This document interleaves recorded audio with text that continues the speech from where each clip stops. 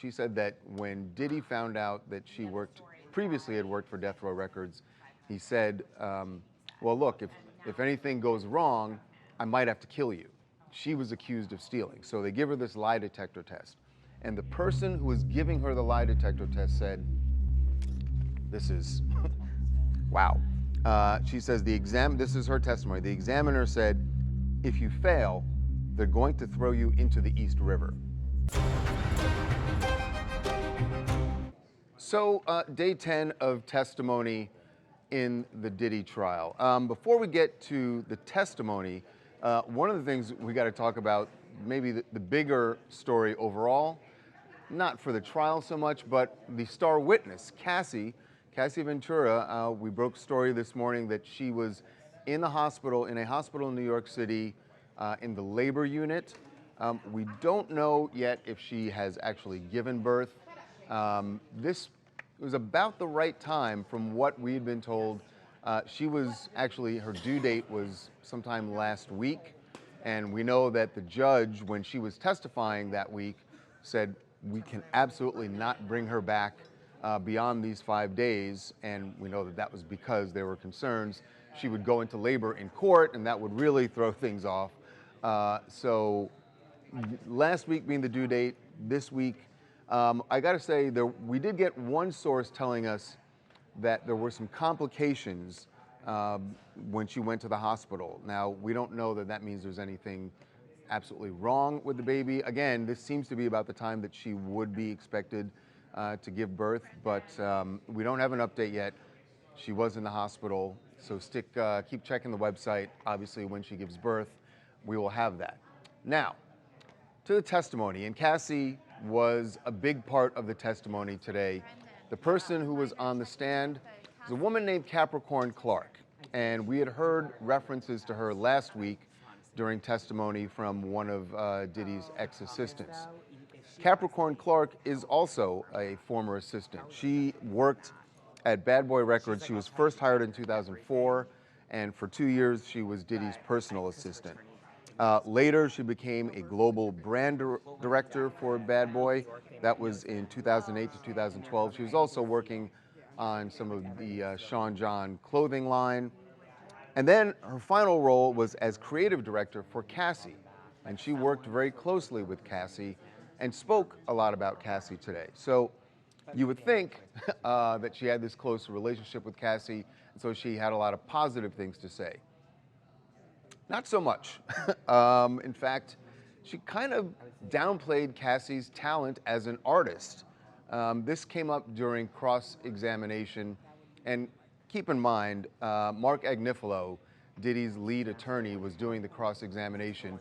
And his goal here is to poke holes in the credibility of Capricorn Clark, who, again, remember, had some very damning things to say as far as personal death threats. We're going to get to that. But this was an entertaining part of the testimony because, remember, Mark Agnifilo, as I said, wants to make it seem like she's not a very credible witness. Like she has an axe to grind with Diddy, and that's why she's saying all these awful things that you've heard. So he got into her relationship with Cassie as an artist. And remember, as her creative director, she would have a lot of information about this. And what Capricorn Clark ended up saying was that, look, I think Cassie is somewhat talented, but actually what she said is she has some talent, but I wouldn't say she's talented. And she went on, that may seem like an oxymoron, but how can she have some talent but not be talented? She said the people she thinks of as being talented are like Mariah Carey. I mean, basically what she was saying is she's not a great singer, but she's a very attractive woman, referred to her as a model, which she was. And she was basically saying she's better off as a model than a singer, but I don't think of her as being a great talent when it comes to actually singing. So that wasn't great for Cassie. But Agnifilo's point here was trying to make it seem like Capricorn had issues not only with Diddy, but with Bad Boy in general, and he may have had some success with that. He also raised the fact that made it seem to the jury like Capricorn might have been jealous because she had a crush on Diddy. There was a moment where he showed a text message, and I want to get this right. I believe he said, you referred to him as chocolate, that she and her friends referred to Diddy as chocolate. They thought he was attractive. Um, Again, that's his way of saying, take what she's saying with a grain of salt because she's just upset that she didn't have a close relationship with Diddy the way Cassie did. He brought up the fact that Capricorn made note of how close Cassie and Diddy got once he moved to LA after Kim Porter's death, and he moved to LA to be closer to his kids. He said that she testified that Cassie and Diddy were very close, and Agnifilo wanted to make it seem like that's what she was jealous about. Anyway, I don't know how successful he was in that because if you're asking me, the moment of the day was certainly Capricorn talking about her time working at Bad Boy Records. And from the get-go, from Jump Street, this seemed like a really sketchy organization. At least that's the way she made it seem, like this was a sketchy and dangerous organization to be working for. And what we're going to get into here is racketeering. What she testified about really starts to bring home the racketeering charges, because we've talked about this last week. I know Harvey has been very, very skeptical of whether or not the prosecution had enough evidence to make the racketeering charge stick. I don't think he thinks that anymore after what Capricorn said today. We talked a lot about it on TMZ Live. And the reason is, she says the day she was hired, that Diddy threatened her life. And that's because he found out that she used to work for Death Row Records. Remember, this is back in the early 2000s, 2004, and Bad Boy Records versus Death Row Records, East versus West. This is a huge thing. So she said that when Diddy found out that she previously had worked for Death Row Records, he said, well, look, if anything goes wrong, I might have to kill you. Now, obviously you go like, well, wait, was he joking? Was that sort of a joking thing?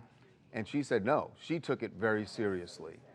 So right from the get-go, this is gonna be a very dangerous role for her, right? Because everything she does is under a microscope. She also testified about a moment that she was given a lie detector test. As she described it, she was taken to a sort of dilapidated building, and Diddy was not there, but he had, as she puts it, some henchmen who were there and giving her this lie detector test because she was accused of stealing some jewelry that had been borrowed, I'm guessing for an event, maybe an award show that she was accused of stealing. So they give her this lie detector test. And the person who was giving her the lie detector test said, this is, wow. She says, this is her testimony. The examiner said, if you fail, they're going to throw you into the East River. So that immediately draws a picture, a mafiosa picture, really, right? That's the thing you always see in TV shows and movies is like, all right, we're gonna put some cement shoes on you, throw you in the East River. People in New York get that reference, and she says that's what was told to her by this examiner. You may look at this and go like, okay, why are you still working with this company, right? If you're getting these threats, why are you working with this company? Well, for one thing, Bad Boy Records at that time was a company you would want to work with if you're in the music industry, and that was Capricorn's trade, working in the music industry. So that's why she wants to be there. Also, you got to imagine that Diddy has already from day one told you he's skeptical of anything you do. He thinks you might be a double agent or something. And so if you just decide you're going to up and quit, obviously you're going to raise eyebrows and you're going to raise attention from Diddy, who may be wondering what you did, why you have to quit. So I get why she stayed. And again, she had, big positions with this company. So the personal threats beyond that, I want to say the personal threats really paint a picture of, and Harvey kept saying this last week, I don't see classic racketeering. I don't see the kind of racketeering evidence that you see in a mafia case. Well, I don't know, telling someone you're going to put them in the East River, telling someone if this doesn't work out, you might have to die. And then, so that all certainly sounds mafia-like. And then we get to the Kid Cudi incident, because Capricorn Clark was right in the middle of all of that.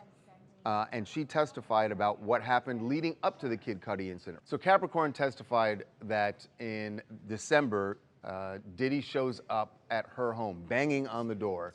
She opens the door, he has a gun, and he says, "Who the hell is Scott?"